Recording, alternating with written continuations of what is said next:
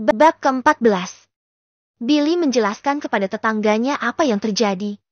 Dan Fury bersama istrinya pun segera memahami situasi tersebut. Hana, jangan khawatir. Aku sudah menghubungi polisi. Mereka akan segera datang ke sini. Ucap Melanie menenangkan. Mendengar itu, Hana menjadi cemas. Bagaimanapun, Billy telah menyerang Choki terlebih dahulu. Bagus. Polisi akan datang dan menangkapnya karena telah berani memukulku. Ucap Chico sambil menyeka sedikit darah di sudut bibirnya. Billy tidak menghiraukan provokasi Choki, melainkan berkata kepada Fury dan Melanie. Maaf, aku harus merepotkan kalian. Tolong bantu aku membawa Hana ke rumah sakit untuk diperiksa. Sebelum mereka bisa menjawab, Hana langsung menyelah. Aku baik-baik saja. Mengapa aku harus pergi ke rumah sakit? Lebih baik kau memeriksa keadaanmu terlebih dahulu. Ucap Billy dengan tegas, tidak memberi kesempatan pada istrinya untuk membantah. Dia mengeluarkan sejumlah uang dari sakunya dan menyerahkannya kepada Hana. Pergilah ke rumah sakit. Aku ingin kau mendapat perawatan yang baik. Hana masih ingin menolak, tetapi dihentikan oleh Billy. Tolong dengarkan aku. Aku khawatir kau terluka. Kemudian Billy sedikit mengangguk kepada Fury dan istrinya. Aku serahkan dia kepada kalian.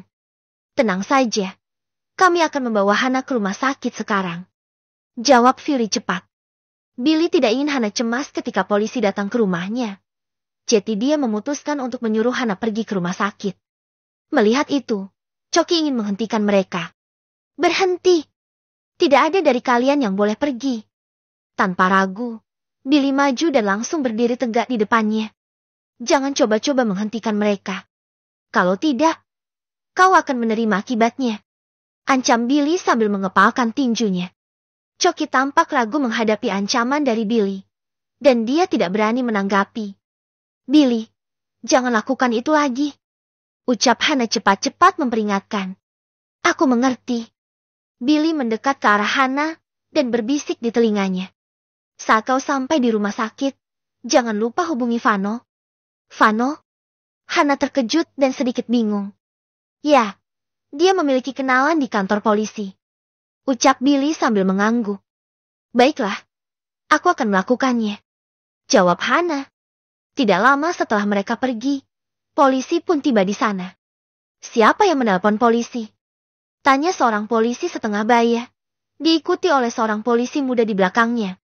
Billy berjalan mendekati mereka. Aku yang menghubungi kalian. Polisi parubaya itu mengernyit.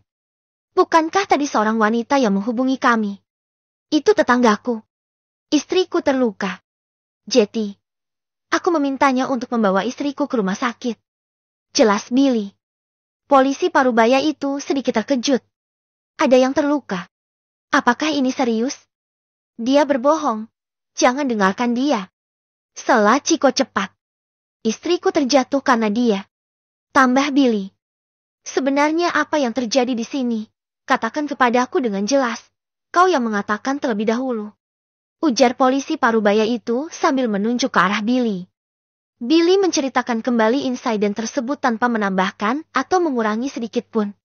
Setelah mendengarkan ceritanya, polisi parubaya itu melirik Choki. Apakah yang dia katakan itu? Benar. Itu tidak benar. Jawab Choki. Kau sudah membuat kekacauan. Ikut kami ke kantor polisi sekarang. Perintah polisi parubaya itu. Choki merasa tidak senang. Dia yang memulai. Kenapa aku yang harus ikut kalian? Menurut pernyataannya, kau mendorong istrinya terlebih dahulu. Jadi kau juga bertanggung jawab atas masalah ini. Jelas polisi parubaya itu dengan serius. Choki segera membela diri. Aku tidak mendorongnya. Dia sendiri yang berdiri menghalangi jalanku.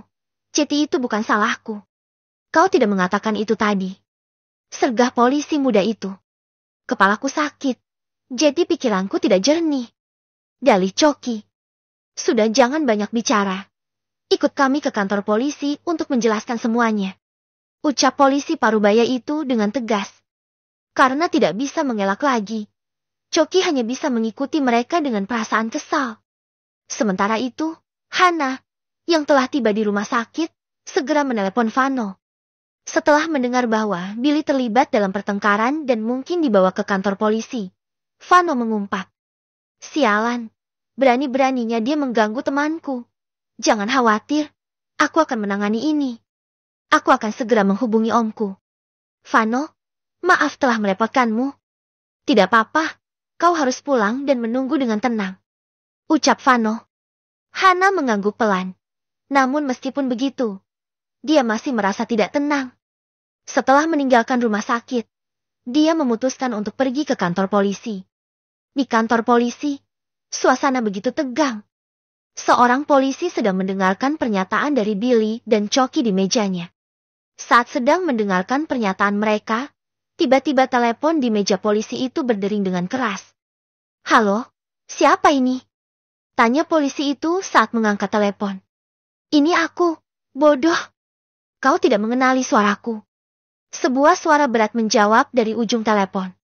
Maaf, Komisaris Hector. Aku siap menerima perintah. Ucap polisi parubaya itu dengan suara gemetar. Aku ingin bertanya, apa ada masalah tentang perkelahian di sana?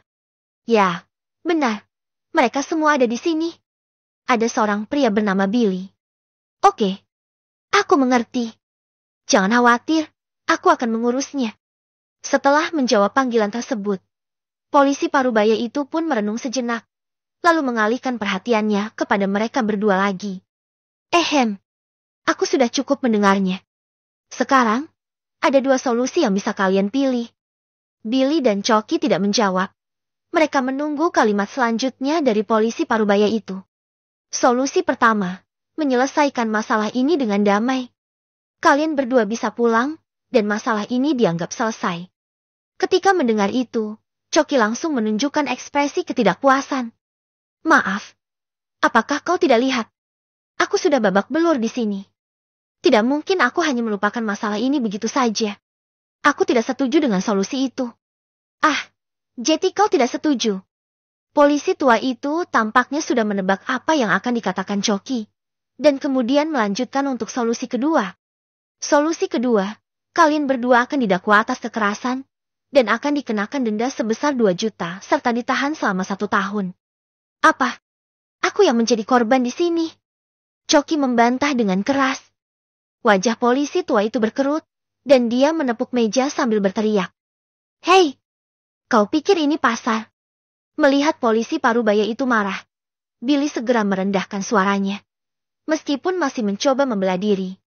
Aku tidak melakukan apa-apa. Mengapa aku harus membayar denda dan ditahan? Tidak melakukan apa-apa. Istrinya terluka karena ulahmu.